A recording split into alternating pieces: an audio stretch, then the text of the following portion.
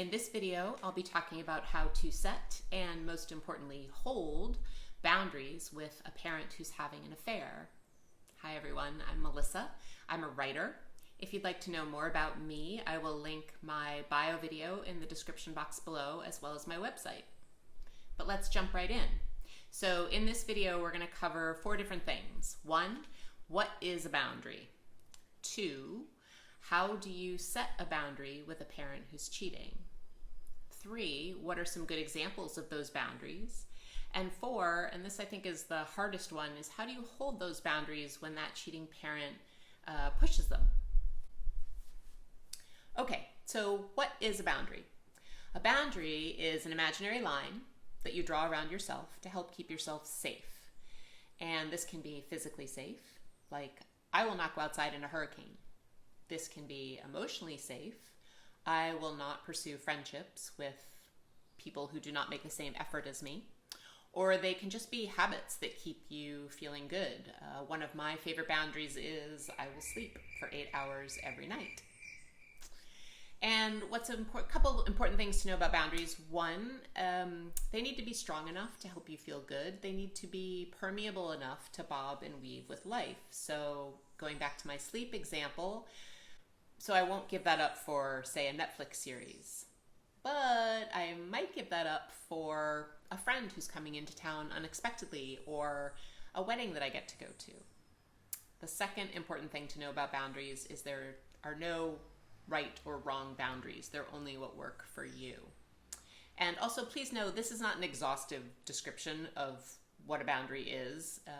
There are loads of people, very smart people, talking about boundaries. I will also link a couple of those people that I like in the description box below. I'd love to know what some of your boundaries are, some of the ones that are easy to set, some of the ones that are hard to set. Let me know in the comments below. So moving on to, why is boundary setting so hard, particularly with cheating parents? First reason, conflicting priorities. So going back to my sleep example, in college, I knew that I needed 8 hours of sleep a night, but there were so many interesting late night opportunities that sometimes it was hard to hold that boundary.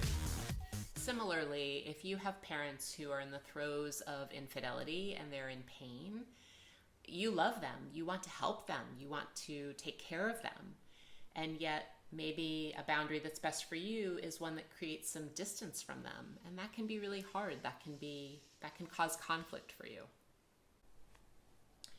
The second reason that setting boundaries with cheating parents can be so difficult is outside pressure from your parents. They may not like the boundaries that you're setting with them. And we'll get into this more a bit later in the video. But also keep in mind that another sort of outside pressure can be from either your family at large or your culture at large.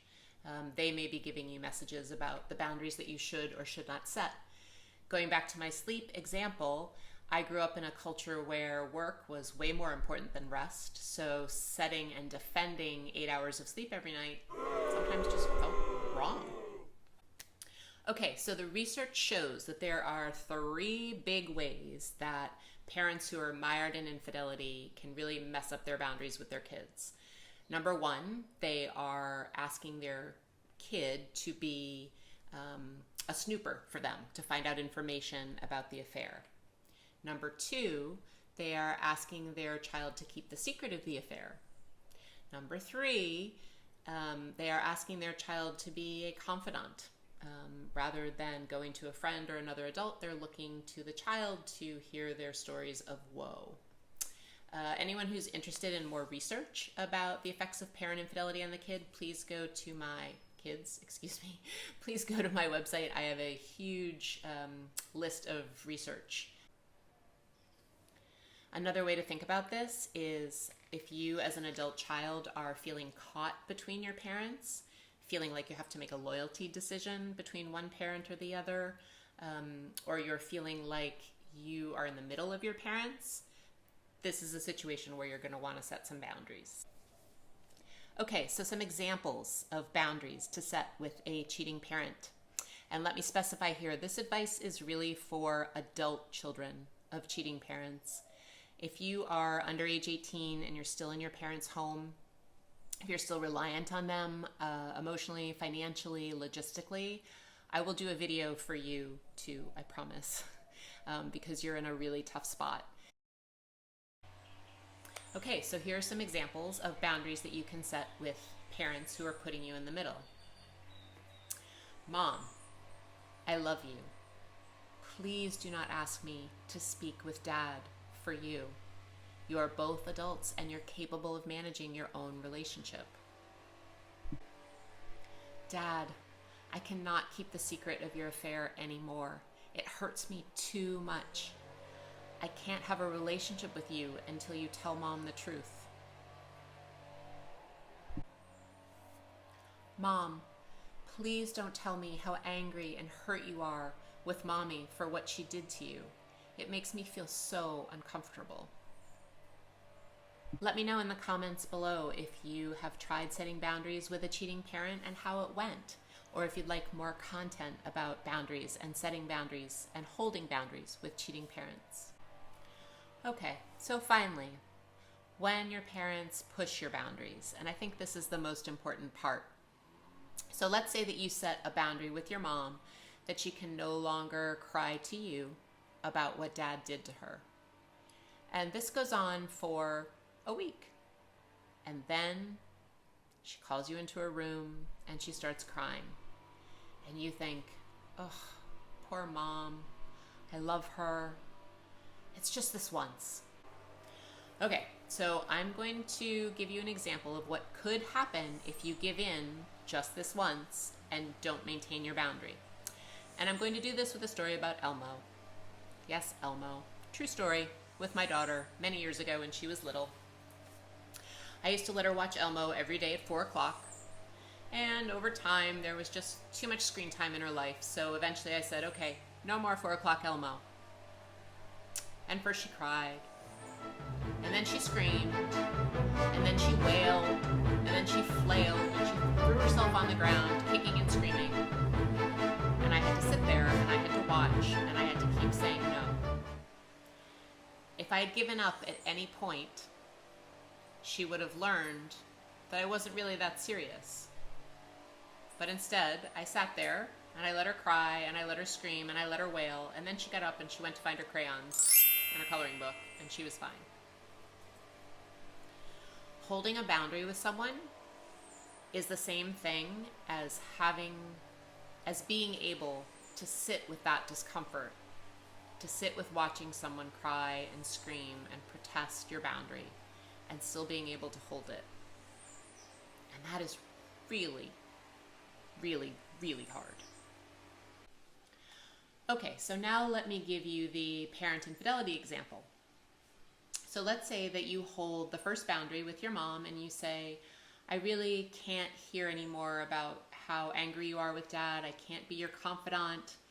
You need to find a friend or an adult family member for help. And she agrees, and you go on. But a few days later, she's feeling sad, she's feeling lonely, she starts to cry, she asks for your help. You say, no, Mom, I'm sorry. Okay. Goes on a few more days. Again, she gets sad, asks for your help, and you say no, holding your boundary. This time she says, how come you're such a bad daughter? Why are you so selfish? Why can't you just help me? But you hold your boundary and say no. Goes on a few more days. Now she enlists your aunt. Your aunt calls. How come you can't just help your mom? What's wrong with you? So at this point, there are two likely scenarios for what happens next. The hopeful one is that your mom is going to learn that she needs to respect your boundary and you will go on your merry way. The second one is that your mom continues to up the pressure on you, in which case you may need to respond by upping the ante on your boundary. So what does this look like? Mom, I'm not going to be able to speak with you until you show me that you can respect this boundary. Mom, I'm not going to be able to have lunch with you next week because I don't feel comfortable that you're not going to push my boundary. Maybe it's setting a boundary with your aunt and explaining why you're not able to do this for your mom. So, not gonna lie, this is really hard. This is incredibly hard. I I've struggled with it through much of my adult life. So, I feel you. The exercise of setting a boundary with someone that you love and having it not respected is or can be exhausting and sad. So I feel you. I will also tell you from personal experience that the exercise of setting that boundary and holding it will create greater self-trust and greater self-assurance and calm, that you can set your own needs, emotional needs, over the inappropriate needs of somebody else. And that's super rewarding. So some final tips about holding boundaries with cheating parents. Think about what your boundaries are, get clear on them. Think about what are the things that bother you the most and what are the things that bother you the least. And I say that because sometimes it's helpful to start with the boundary of what bothers you the most, but sometimes it's easier to start with a boundary of something that doesn't bother you so much. It's not quite such an emotional heavy hitter. Practice talking about them, either in front of a mirror, with friends, on camera. And finally, think about the ways that you are comfortable upping the ante on a boundary. What are some things that you will do to up that ante? For example, cutting off contact with a parent, perhaps not meeting them for lunch, perhaps not speaking to them in a certain way. And what are the things you'll never do? If you don't want to cut off contact with your parent, it's important to know that too, and that's okay. Know that setting and holding your boundaries is a lifelong project, and it's okay to change over time with the different ages and stages that you go through in your life. It's a lifelong project, so don't get frustrated. Keep going, keep at it. Thank you so much for being here. If you like this content, please hit subscribe.